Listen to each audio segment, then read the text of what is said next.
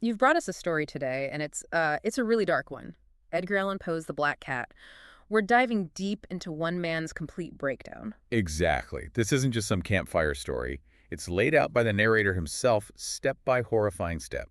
Alcoholism, cruelty, and these two black cats. Right. And the plan is to follow his account exactly. We're going right down the path with him, watching his madness unfold, looking at the role of these cats, maybe supernatural, maybe not, every single detail. He starts in such a strange way. He insists he's sane, Hmm. but then immediately says the story is completely wild, almost too much to believe, even for him. Yeah, like he knows he won't buy it. He says he just needs to tell it plainly, just the household stuff that, well, destroyed him before he dies. He even hopes someone else, someone calmer, might look at it all and figure it out logically, find the cause and effect in his phantasm, as he calls it. But the contrast he draws with his past self is immediate, isn't it? Oh, absolutely. He talks about being known for being gentle, humane, Yeah. super tender-hearted, apparently. His friends even teased him about it. And his love for animals. Yeah. Huge part of his childhood. It really makes the later stuff even more shocking. He mentions his parents letting him have tons of pets and how he preferred their company, their sort of pure love over human friendship. Yeah, that unselfish and self-sacrificing love of a brute versus the paltry friendship of humans. Heavy irony there, looking ahead. And then he marries someone similar. Yes, his wife apparently shared this love for animals, so their house is full of them. Birds, fish, dog, rabbits, a monkey, and the cat, the first black cat, Pluto. described as, remarkably large, totally black, incredibly smart, almost unnervingly so. There's a sense right away that maybe this isn't just a regular cat. Definitely. And the wife makes this comment, kind of joking, but not really, about black cats being witches in disguise. He brushes it off, but it sticks in your mind, doesn't it? Like a little seed of unease. It really does. Foreshadowing. Pluto becomes his absolute favorite, though. His shadow. Feeds him by hand. The cat follows him everywhere. Even tries to go out on the street with him. A really strong bond. Which makes the turn so much worse. Yeah, tell us about the turn. Well, he introduces the cause. The fiend intemperance. Yeah. Alcohol. He admits it. Over years, it completely changed him. Made him moody, irritable. Disregarding others' feelings. Exactly. Using foul language towards his wife, and then actual violence against her. It's a grim picture of addiction taking hold. And the pets. They start getting neglected, abused, except initially Pluto. Oh, he holds back with Pluto. For a while, yeah. Yeah. Still abuses the rabbits, the monkey, the dog, but not Pluto. Mm. It's like a last shred of his old self clinging on. Until it isn't. Until it isn't. One night, he comes home completely drunk, thinks Pluto's avoiding him. He grabs the cat. And the cat bites him, just defending itself. Yeah, just a scratch, really. But the narrator, he just snaps. He describes this rage taking over like his soul leaves him, replaced by pure gin-fueled malice. Oh, He God. grabs a penknife. Boy. Small thing, right? But he uses it. He deliberately cuts out one of Pluto's eyes. Oh, just sickening. He calls it the damnable atrocity himself. It's he'll shame even writing about it, but Yeah. And the morning after, any real remorse? he says half horror, half remorse. But describes it as feeble, equivocal. It gets washed away pretty quickly by more drinking. The cycle's already set. And Pluto. Pluto starts to heal somehow. The empty socket looks horrific, a constant reminder. But the cat doesn't seem to be in pain anymore. But naturally, it's terrified of the narrator now. Avoids him completely, I imagine. Totally. And the narrator feels a flicker of sadness about that, but it turns into irritation. Like he's annoyed at the cat he injured. Wow. The empathy is just gone. Completely eroded. And then he brings up this concept, the spirit of perverseness. What's that about? It sounds ominous. It is. He basically argues it's this fundamental human impulse to do wrong, just because it's wrong. To go against your own judgment, your own soul. Like self-sabotage on a profound level. Exactly. Yeah. Doing violence to our own nature. And he says this is what drove him to hurt Pluto further. Even though the cat loved him, had done nothing wrong since the eye. Precisely because the cat had loved him and hadn't provoked him further. That's the perverseness. He decides to hang Pluto Hang him. Oh, my God. from a tree in the garden. He even says he did it with tears in his eyes, knowing it was a mortal sin, damning his soul, but did it anyway. Because he knew it was wrong. Because the cat loved him. It's twisted. Truly horrifying. And That very night, the night he hangs Pluto, he's woken up by shouting, "Fire!" the house is on fire. Engulfed. Curtains ablaze. He, his wife, a servant, they barely escape. lose everything, total ruin. Does he connect the fire too? He explicitly says he won't try to link the hanging and the fire, but he says he needs to lay out the chain of facts. Interesting denial, isn't it? Very. So what happens next? The next day, he goes back to the ruins. Most walls are down, but one interior wall is still standing, the one behind where his bed was. Just one wall? Yeah, a partition wall. Hmm. Recently plastered, which maybe protected it somehow. And there's a crowd gathered around it, staring. What are they looking at? They're saying strange, singular. Because there, on the white plaster, is an image. An image of what? A gigantic cat in bas relief, apparently incredibly detailed, and there's a rope around its neck. No, that's impossible. Right. He says he felt wonder and terror, but his mind immediately jumps to find a rational explanation. Okay, what does he come up with? He figures, okay, he hung the cat into the garden next door. During the fire alarm, maybe someone from the crowd cut it down. And threw it through the window to wake him up. That's his theory. Threw it through the window, the walls fell, compressed the body into the wet plaster, and then lime, fire, ammonia from the body. Somehow etched the image. Wow. That's elaborate. Does he actually believe it? He presents it logically, but admits the image disturbed him deeply, haunted him for months. He even feels something like remorse, but not quite. Lingering unease. Definitely. And this leads him to start looking for another black cat. Similar to Pluto, maybe trying to replace it or something. Where does he look? In these disreputable places, taverns, dens of more than infamy, he calls them. And in one, he sees a black shape on top of a big barrel of gin or rum. Another cat. Yeah. Large, black, looks just like Pluto. Yeah. Except it has this big white patch on its chest. Kind of indistinct at first. And how does this cat react to him? It's immediately super affectionate, rubs against him, purrs, seems thrilled he's paying attention. So he takes it. The landlord doesn't own it. Landlord says he's never seen it before, so yeah, the narrator takes it home. And how does that go? His wife likes it. Wife loves it immediately.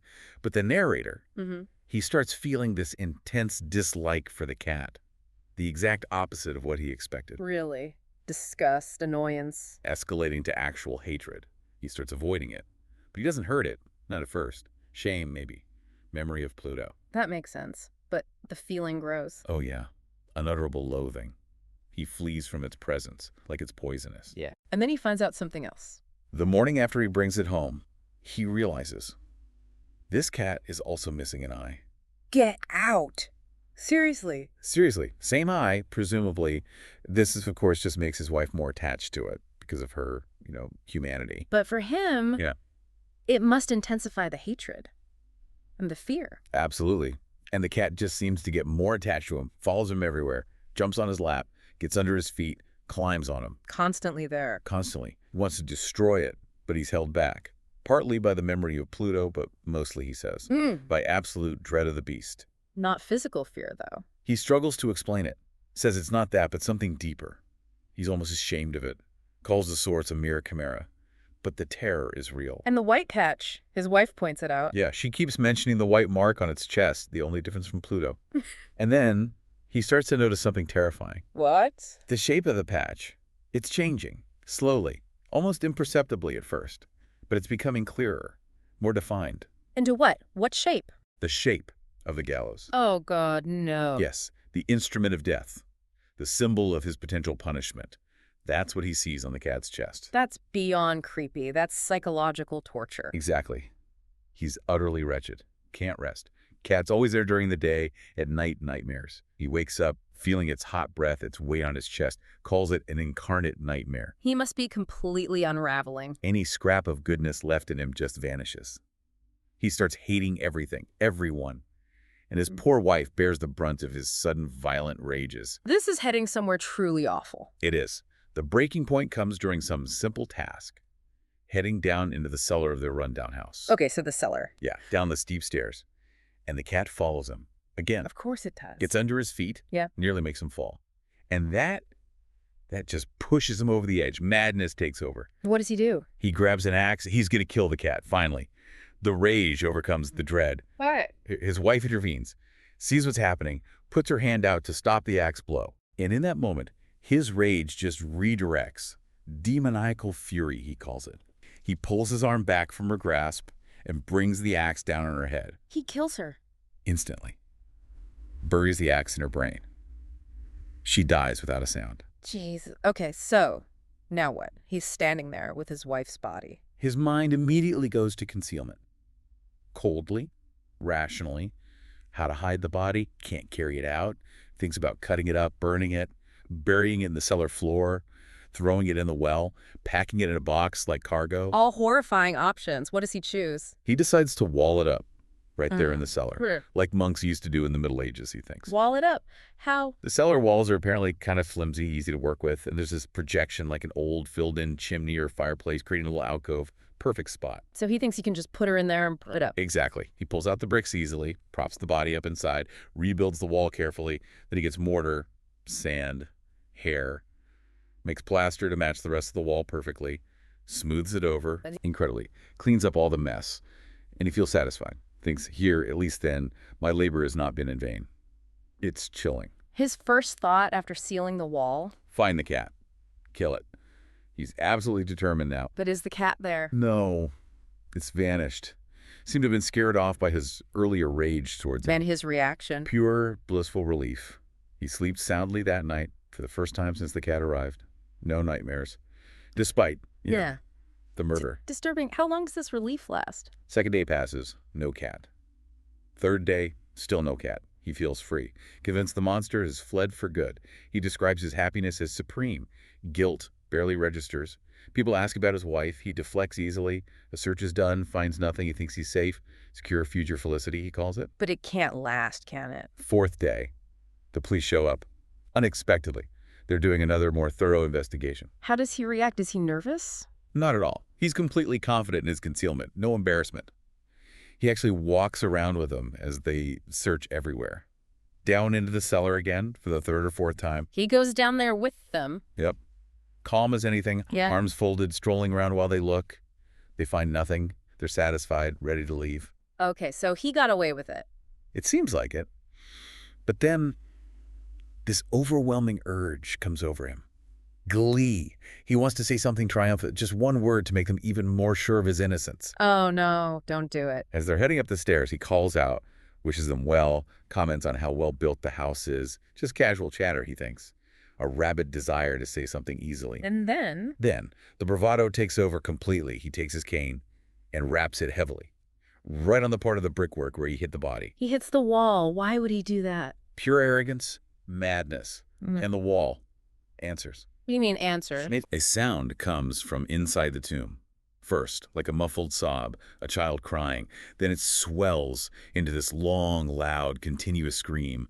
Unhuman. A howl, he calls it. A shriek of horror and triumph, straight from hell. Oh, my God. That cat. The narrator nearly faints, staggers back. The police freeze on the stairs. Terror. Awe. Then they just attack the wall. They tear it down. Dozen arms working frantically. The whole section falls inward. And there she is. The corpse, decaying, clouded with gore, standing upright. The cat. Perched on her head, its mouth open, red, its one eye, like fire, glaring at him. He was in there the whole time. The whole time. He realizes in that instant the cat lured him into the murder, and its voice, that horrible shriek, has just condemned him. His final thought. I had walled the monster up within the tomb. Wow, what an ending. Utterly horrifying, just complete ruin. A truly terrifying conclusion. You're just left there with that gruesome image pondering the depths of his depravity. And it absolutely leaves you wondering, doesn't it? Was that second cat real? Was it supernatural? Or just his guilt made manifest? A string of awful coincidences pushed through the lens of his broken mind. Poe leaves it so ambiguous. The line between psychological horror and the potentially paranormal is just incredibly blurred. Yeah, this deep dive, it's more than just a scary story, isn't it? It really digs into addiction, guilt, the sheer darkness the human mind is capable of. Definitely. It forces you to confront those uncomfortable questions. So, the final thought for you, listening. Which interpretation feels right? What does this chilling tale say to you about the darkness within?